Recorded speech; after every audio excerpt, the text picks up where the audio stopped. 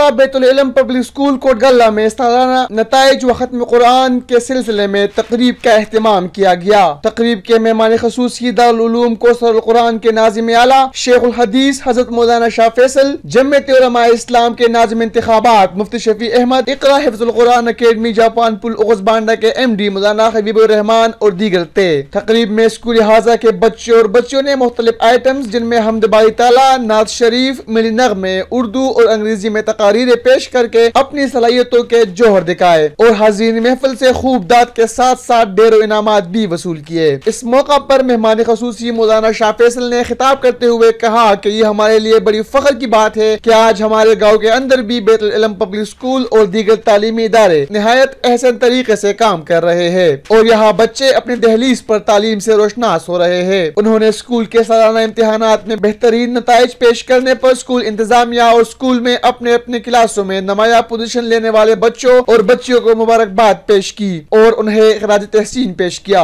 تقریب سے جمعیت علماء اسلام کے ناظم انتخابات مولانا شفیع احمد اور زین اسلامی پبلک اسکول کے ایم ڈی احسان الرحمان نے بھی خطاب کیا۔ تقریب کے اختتام پر مہمانان نے اسکول حاضہ کے نرسری تا ہشتم سال 2018-19 میں پہلی، دوسری اور تیسری پوزیشن لینے والے اور تقریب میں مختلف آئٹمز میں پہلی، دوسری اور بدستور تیسری پوزیشن سمیت قرآن پاک ختم کرنے والے 8 طلبہ طالبات میں ہدیہ قرآن شریف اور ٹرافیاں تقسیم کی گئی، جبکہ مولانا شاہ فیصل نے ختم قرآن پاک کے بعد طلبہ کو دستار بھی پہنائے۔ Shiraz Ahmed Shirazi, voice of Battagram, Battagram.